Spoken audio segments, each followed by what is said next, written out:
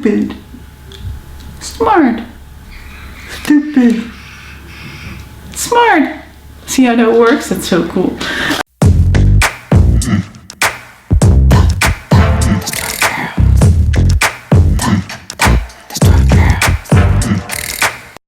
Welcome to DoYouEvenScience. So I'm gonna explain the basic scientific part behind the topics of this video. It's really gonna be basic, because if you would put in everything, this video would be like an hour or something, which is not entertaining anymore. We want to keep this entertaining. But if you want to read more about it, I'll write an article about it and put it on our website. Or if you want to go even deeper into it, you can go and read some papers like the one from Layne directly, which I'll also link down below. So today we're going to tell you something about how to properly lose weight, how to properly diet. You see a lot of people cut weight, people end up at some kind of plateau, and they are already eating very low in calories and they can't keep dropping weight. Usually what the problem is that you're getting more efficient. Your body gets more efficient and it adapts to the amount of calories that you're taking in. And here efficient isn't necessarily a good thing, because you want to lose weight and you want to be inefficient. You want to have that engine, that black box of your body work. I'm making a mess out of this. I want to tell like a lot of different things, but I'm thinking about what Steffi's gonna say. So let's just tell my part, which I've got here in my hands, okay? So basically what a lot of people know is how the body works with calories and losing weight.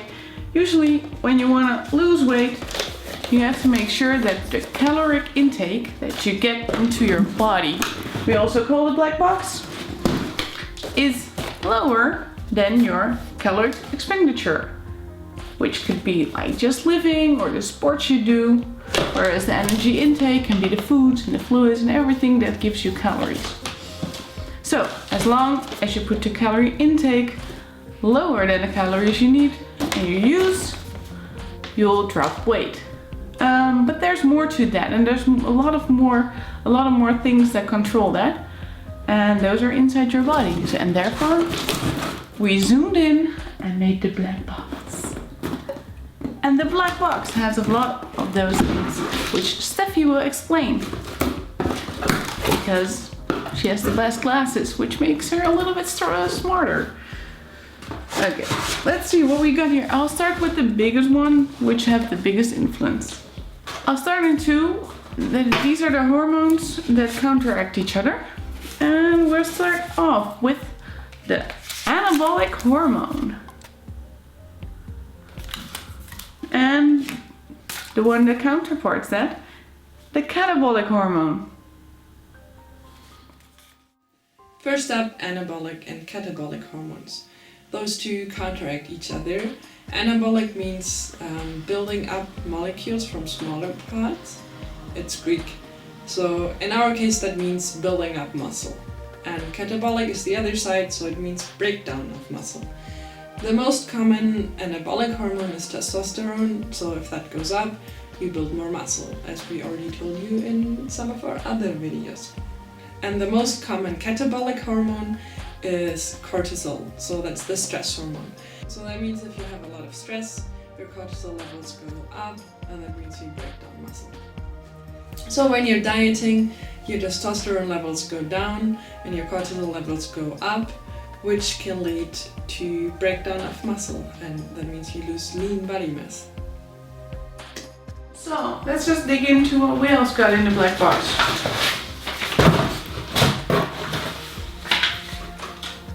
Here we have the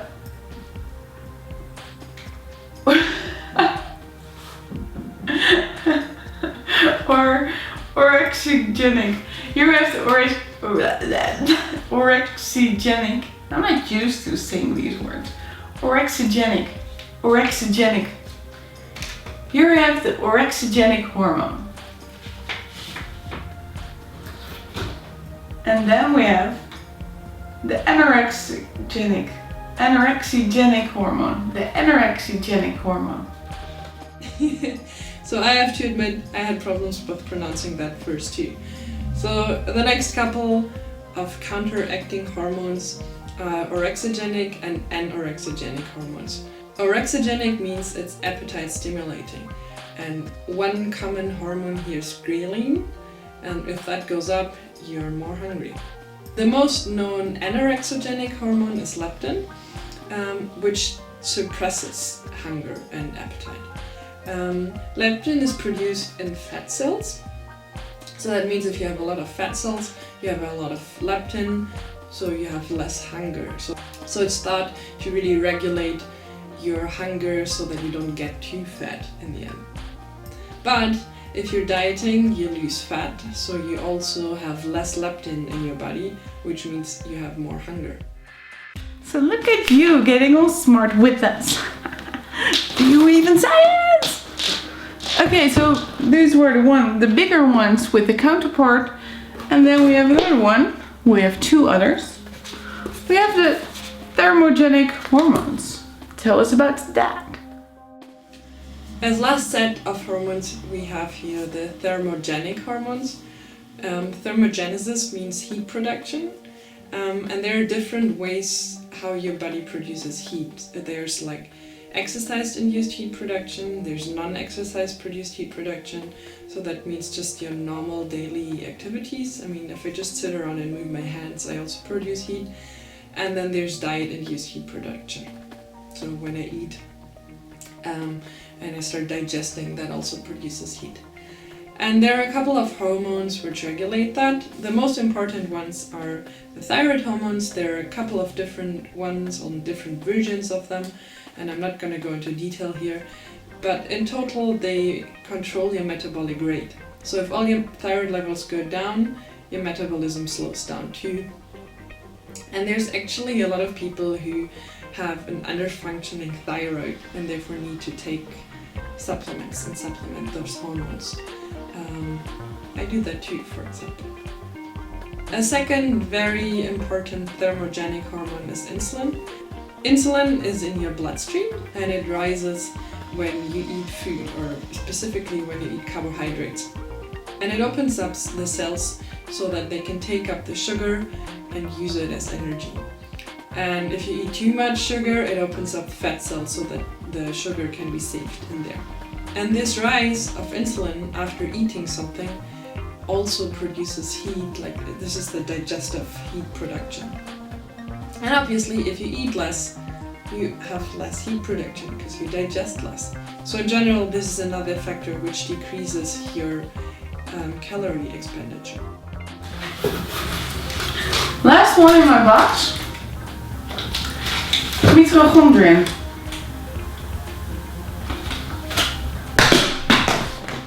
What are mitochondria? They are the organelles in your cells which produce energy, which can then be used by the cell to do something.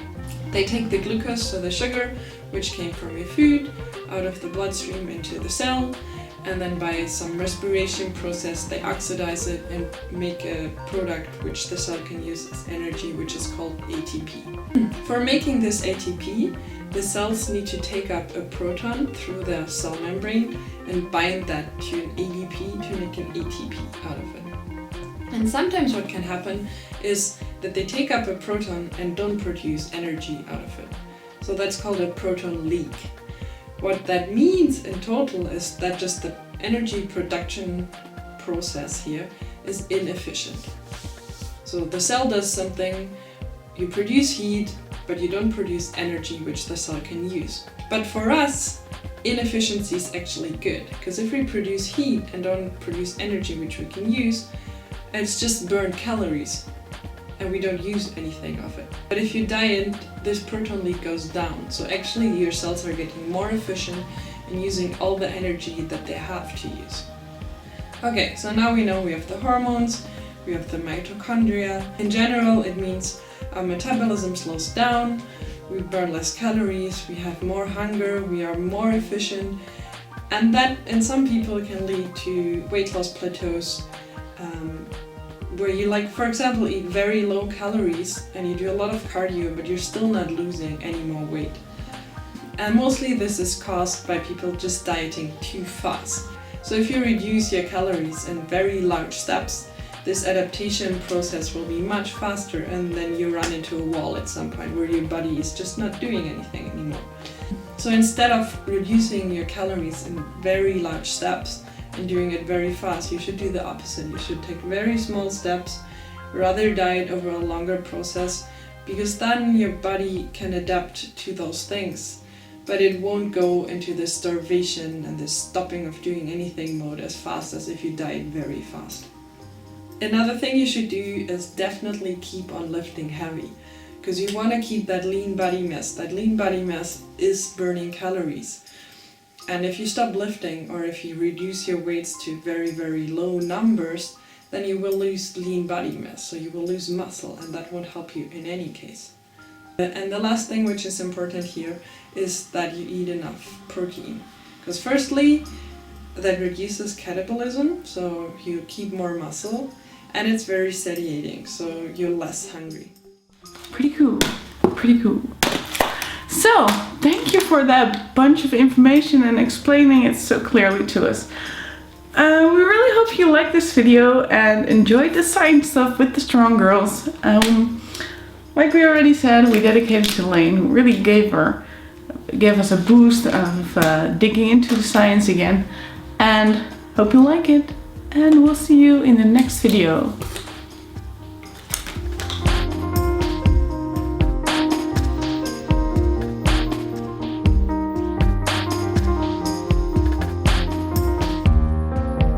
The most common. So the calories you take in are more than you.